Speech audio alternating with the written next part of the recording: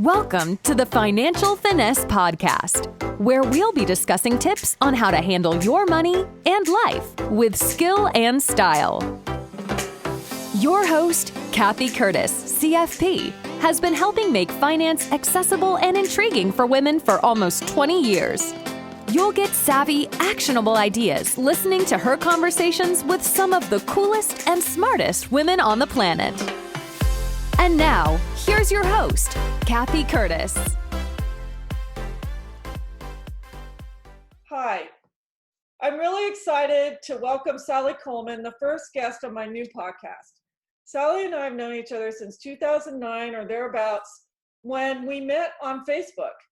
And then we gravitated over to Twitter, and we've been friends ever since. Sally's also a client of Curtis Financial Planning. Sally is one of the most joyful and soulful people I know, and I'm thrilled to be able to talk to her today. Currently, she's working for Beyond Differences, which is a nonprofit based in Marin County that is all about social isolation and helping adolescents cope during their middle school years. It's a really wonderful organization, and we'll hear more about it. Sally is also a multi-talented person. She used to help small businesses. She's great at project management, digital marketing, so many things. She also writes for her own blog, Sally Around the Bay, and she started an autobiography, which we're going to talk about a little bit later. So before we get started, I want to welcome Sally, and we're at cocktail hour right now. So we both have a red wine that we're drinking. So I want to say hi, Sally, and cheers. And Sally, tell us about the wine you're drinking right now. Okay, well, I'm happy to tell you about the wine. It's a Pinot Noir, and it is actually made, can you see this label? Eric Kent. It's a boutique winery. EK. Friend of mine, and they feature artists on each label. So every type of wine has a different artist on the label. And then, for instance, I'm reading the label right now. It says retrowhale.com. That's the name of this artist. So then you can go look up and learn about the artist. And I love it. I love that artwork. It's so cute. And they have so many cute bottles, and the wine is always good. It's 100%. I know when I'm getting wine from Eric Kent that it's going to be good. So Pinot Noir is my favorite wine ever. So I'm going to have to look at that. Definitely. Well, I'm drinking a wine called Cinsault, which probably many of you don't know. And the reason I'm not drinking Pinot is this particular winery, Paquetti Winery down in actually Silicon Valley, was out of their Pinot, and they recommended this. I still prefer Pinot Noir, but that's okay. I'm still going to enjoy my wine.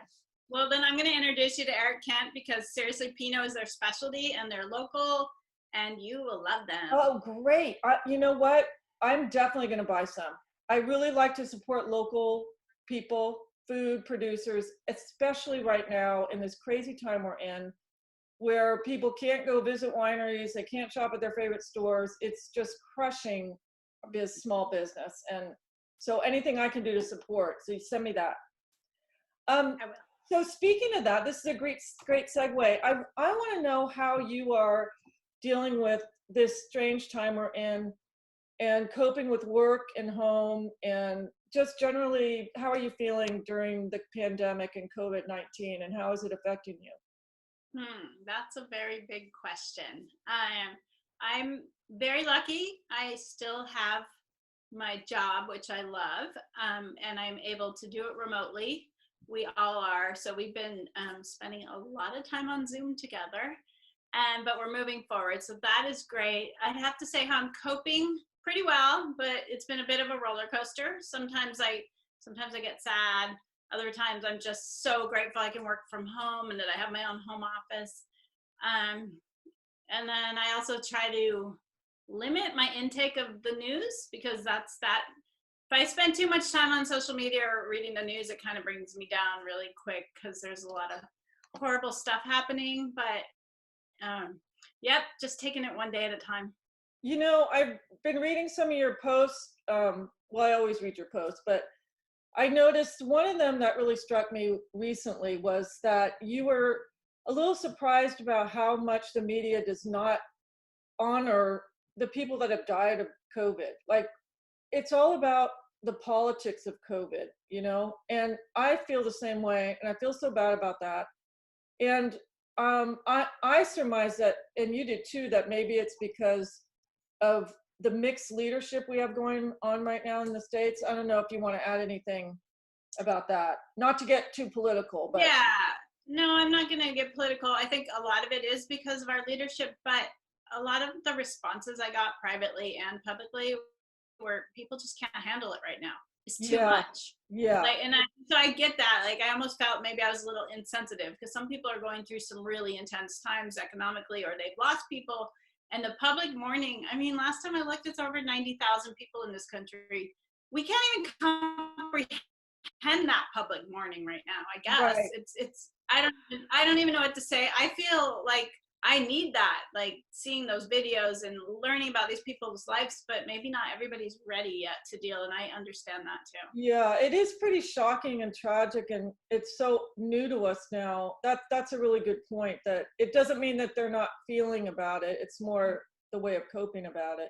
I think people have to categorize. They're like, right now I just got to deal with my immediate situation and I will deal with that later, is kind of, I think, what's happening. But what gets to me is all the political rants and the lack of the comprehension of what, it's not just about who's running for president or who's not. It's intense. So that does get to me, and that's what triggers a lot of my posts. Yeah, no, I can see that. I agree with you. So speaking about work, I know you work for a nonprofit, and I want you to tell us about that, because it's a really cool and interesting nonprofit. And I know, because I'm involved in some nonprofits as well, that nonprofits raise most of their money through live fundraising events. And it can be sometimes a third to a half of a nonprofit budget. I'm assuming that's true of Beyond Differences as well. And I know they just did a virtual fundraiser. So just give us a little, how is life there, and how is everyone coping with this new reality of raising funds for your good work? Let's see. Well, we had our annual gala scheduled on, it was supposed to be on April 23rd. And so we went on lockdown before that. As you know, we were already big into the plans and everything. So we had to halt that really quick and stop everything. And it is about a third of our operating budget. So that was a very big decision to make, but it was the right one. And we made it right away, early, when we should have. And then we came up with the idea to have a virtual gala. Actually, our founder came up with the idea, and I was thinking, that sounds ridiculous. Who wants to go to a virtual gala? And she was right, and people came. We had almost 300 people sign up, and I actually did not look at the numbers. This just happened on Friday night, but at one point when I was logged on, I saw about 200 people at least, and then a lot of them were in couples. So people came, and it was an amazing event. So thank you to everybody who came. How many people usually come to the live event? I believe it's 250 to 300. Oh, good. Mm-hmm. So you got a good turnout virtually. I was there. I witnessed it. I thought it was very cool. And it seemed like you hit your fundraising goal. We did hit our fundraising goal, and that is not what our goal was that night. Is not a third of our operating budget, but we changed it for the current situation. But we exceeded our fundraising goal for the night, and we are so grateful because we have so many loyal supporters, and they all showed up. Oh, that's great. And so when I left the video, you were at like 101,000 raised. What did it end up? Last I know, I'm not actually on the events team, so I was observing like you, but when I left, it was at 116,000. Oh, and I believe I know, and I believe more have come in over the weekend. I've kind of been not looking at my emails, but sort of looking at them. So yeah, it's been amazing, and it went flawless. So I'm really impressed with what my colleagues pulled off. Yeah, it went really well, because I've been on some Zoom things, people not using it before, and it can be a bad scene. No, and they pulled that together in about 2 weeks. The learning curve, my colleagues were like going to webinars, figuring out how they'll do it, I'm blown away by how they did it. And were you on when Michael Fronte presented and he sang? Oh, no. Oh, you missed that part. Yeah. Oh, that was amazing. I posted it on Facebook. You can see the video, but he did a performance for us, and it was beautiful. Oh, was that the duo? The man and Yes, the woman? yes, Oh, yeah, I Michael was there. and his wife Sarah. Yeah, sorry, I didn't catch the name, but I was there. It was a beautiful, that was really lovely. I know. And also our SF mayor, who I really admire. I think she's handling this whole I thing know. so well. Her speech was very moving, and it's right now during this coronavirus time, hearing a leader to speak eloquently and with compassion is huge. Yeah, for sure. So let's step back a minute. Tell me in your words what Beyond Difference is about, because I mentioned it when I introduced you, but I'd love to hear you talk about it. Okay, Beyond Difference is, our mission is to end social isolation in middle school and create a culture of belonging. You know, most adults can look back at middle school and remember it probably wasn't the best experience. And we want to change that, because middle school doesn't have to be a bad experience. And so that's what our focus is. And we provide free curriculum and resources to teachers all over the United States. And they just need to sign up, and we actually ship them materials, and we have a bunch of online materials too. And we have teachers and schools in all 50 states participating. That's incredible. And how old is the nonprofit? This is our 10-year anniversary. So that was Okay. also why it was sad to have to give up our gala. It was going to be a very big, fancy, fun celebration. So. And you're director of national programs, so you're responsible for all those schools, right? And yes, I'm the point of communication, and I talk to over 6,000 teachers on a regular basis. And I also do all the all the social media and a lot of the communications too. And I know you've been doing that kind of work for years, because when I met you, you were like social media queen. And so I'm sure you're even better at all of that now. And do you think that's one of the reasons that you're so effective at what you do, because you have that skill set, or is it something else? I think we complement each other at my organization. Like I have the social media skills set, so I bring relationships online and carry them, and it's amazing. There's a lot happening on Beyond Differences online at all our social media sites. And then our founders, you know, they're amazing with the networking in person, and we have wonderful supporters and relationships. I feel like they're family, actually, all our supporters. I've gotten to know everybody, and it's just wonderful. Yeah, I know, because you do have a lot of personal connection, like local Bay Area people, right? But then with what you do, you reach a much bigger and national audience. Right. So, I mean, I talk to all the teachers in all 50 states. And then I also, on social media, we reach everyone.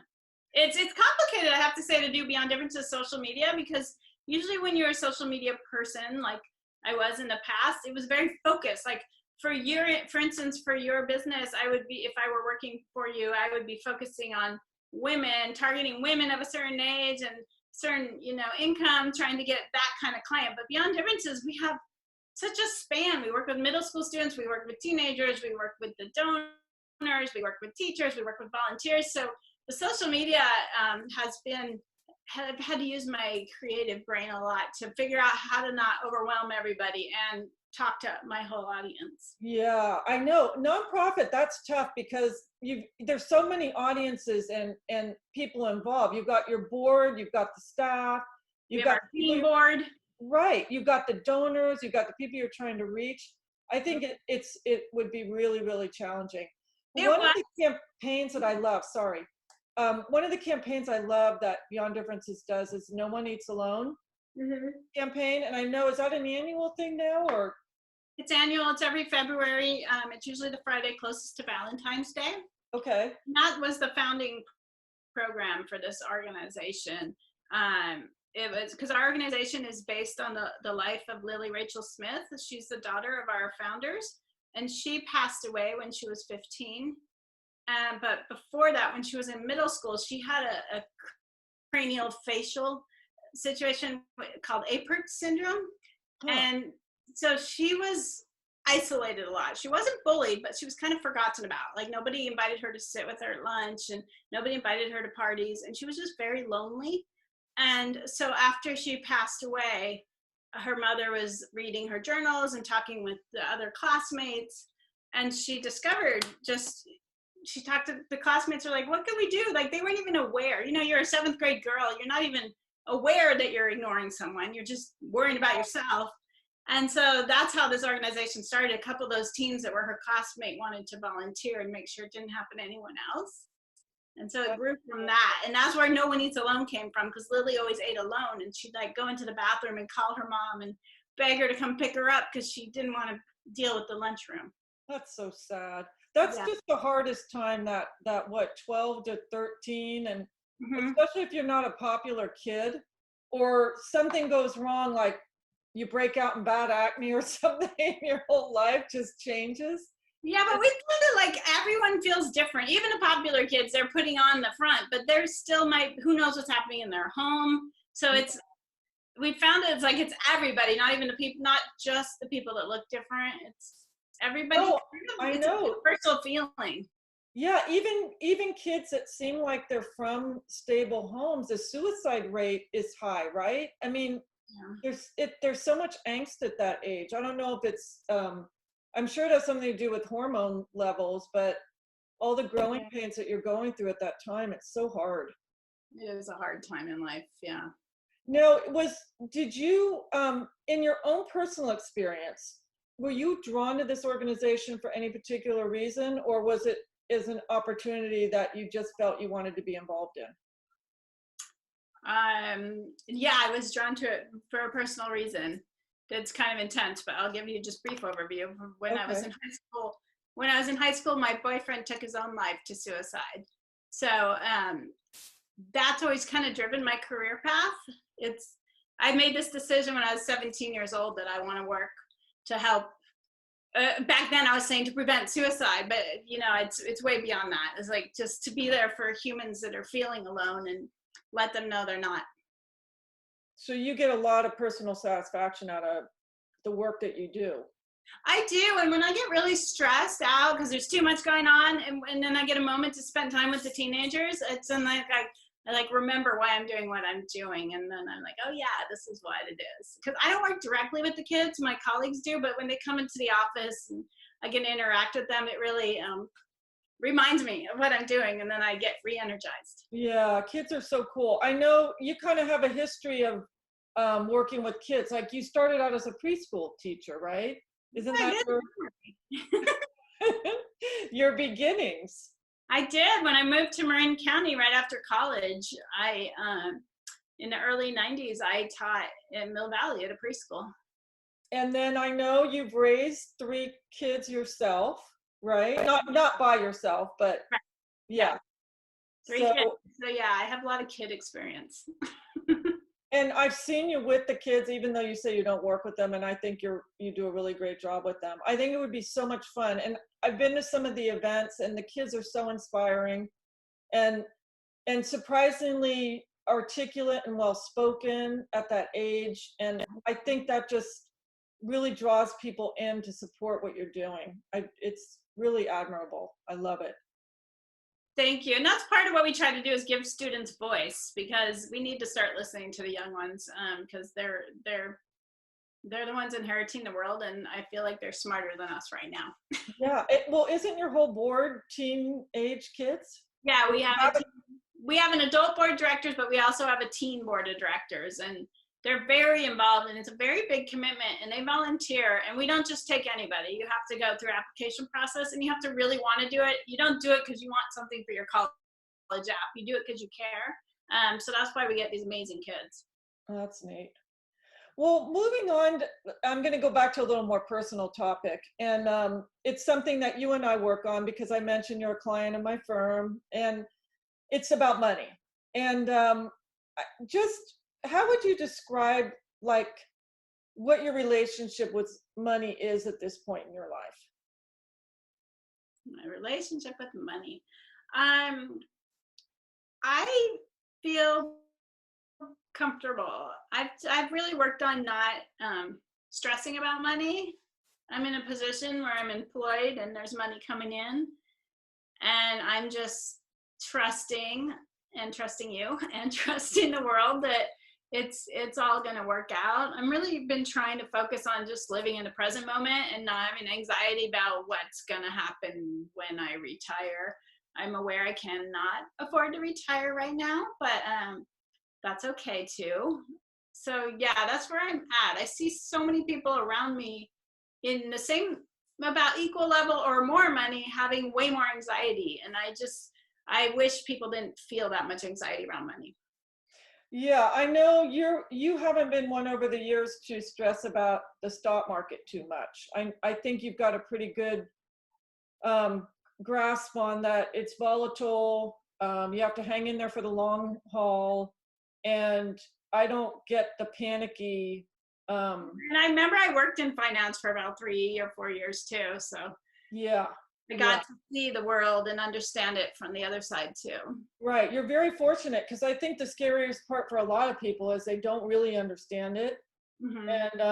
and the media has this habit of freaking everybody out, and part of it is the 24/7 news cycle. They've got to talk about something that all those hours, and Yeah. I think they make it seem sometimes worse than it really is. Hmm. And but so do you think you're going to be happy working for what, another, you like working? I like working. I do. What do you envision your years when you're not working to be like? Or have you even thought about that yet?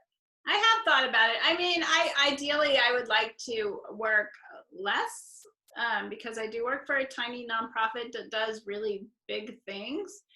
I work a lot, but what I envisioned, I was thinking about that, and I was thinking I actually enjoy my life a lot. I would just like to have more time to do what I'm already doing. Like I'm loving being home. I'm loving my garden. I Yeah. loved, I would, if I didn't work so much, I would write more. I like to write, and but I need time to write. And like my blog would be way more thriving. I might actually, write a book and put it out there, because I realize I really love writing, and I You're a need really good writer.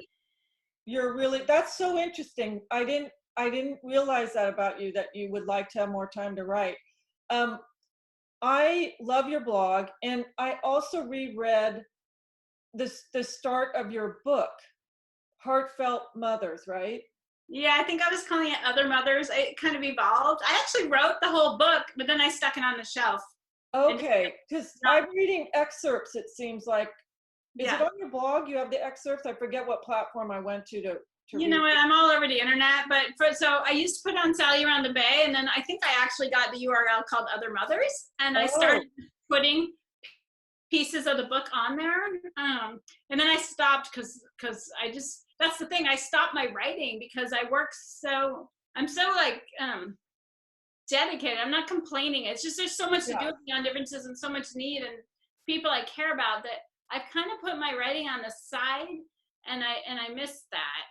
But I noticed you're starting to write again. And so I've noticed this about myself during this time too. I, like you, am really enjoying, I mean, believe me, this is a horrible time, and I feel so bad for so many people that are affected in a bad way. But for me, I've had to work at home, and I'm finding I'm making room to do more of the things that I want to do, which is really exciting. And I've noticed that you have written a couple of blog posts in the last couple of weeks, and you weren't for a long time. Mhm. So maybe that's one of the positive outcomes that's going to come out of this. I definitely feel that. I feel like this is the time. I mean, despite all the tragedy that we are talking about and the lack of mourning and the awareness of, but personally, I think this is a call for all of us to take a little time and reflect. Like, I don't know about the rest of the world, but I know the Bay Area is like a rat race, and it was exhausting, and I was about to collapse, and I'm guessing I'm not the only one. It was about to collapse. And just maybe that time that we were driving to work is where we're finding time to write and be creative now. Right. And I don't want to go back to the normal. I want a new normal. And Yeah, so me I'm trying too. to figure out what that new normal is for me.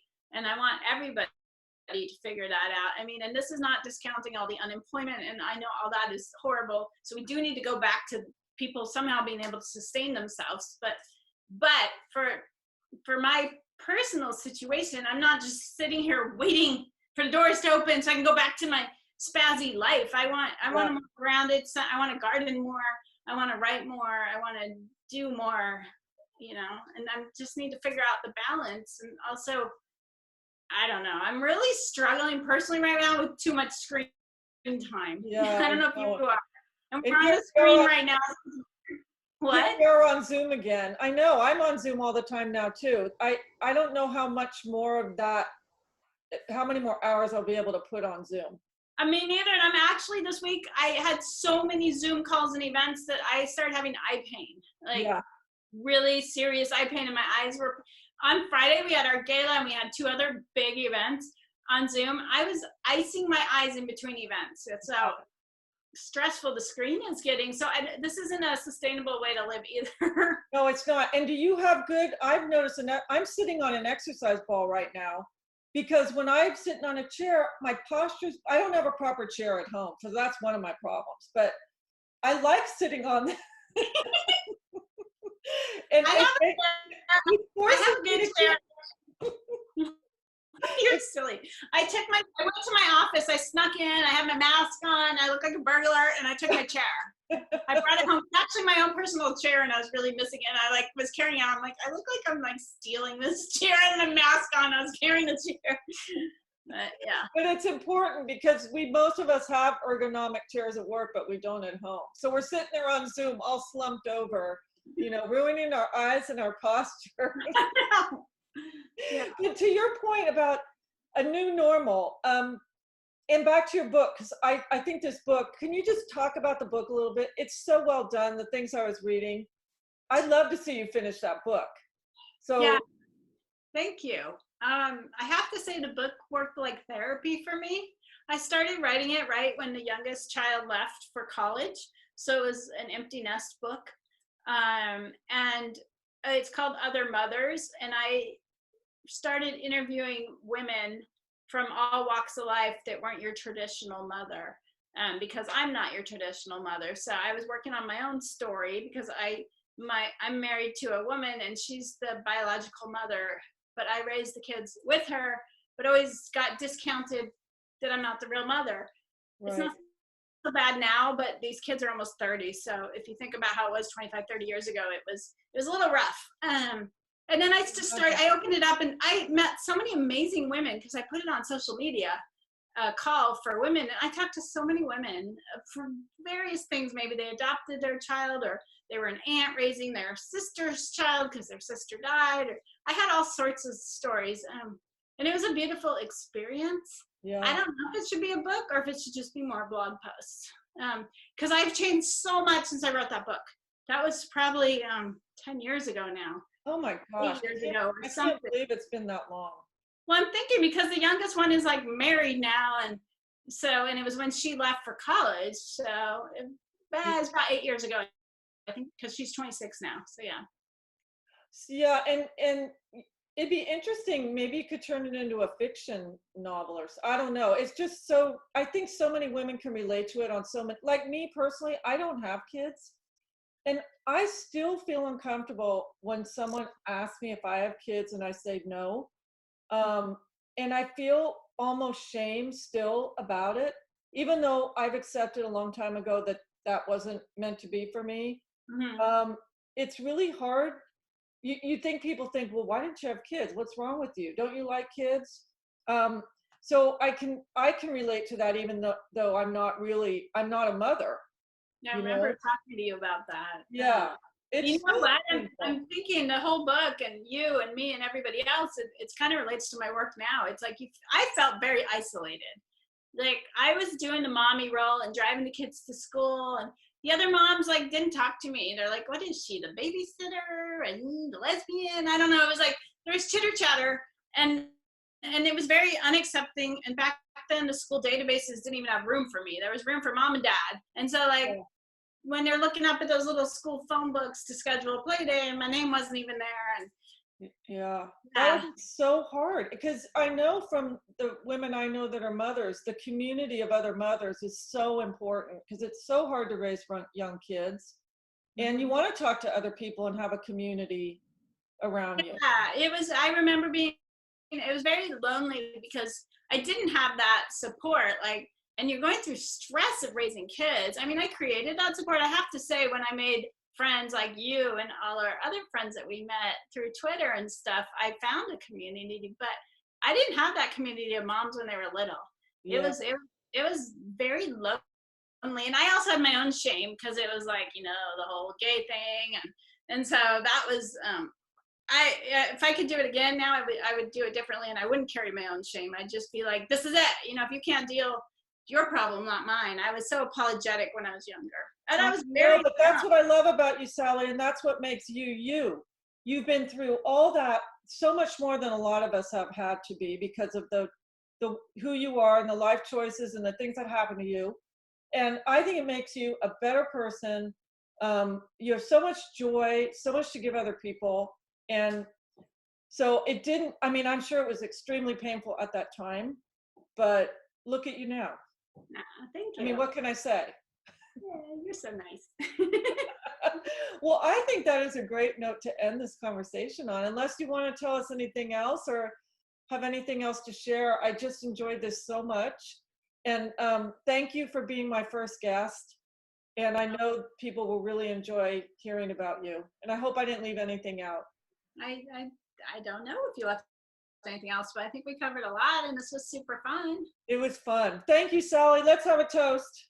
Thank you. Cheers to your Sunday evening. Cheers. And now, hopefully I can gracefully exit this Zoom call without too much trouble. Bye, Sally. Bye.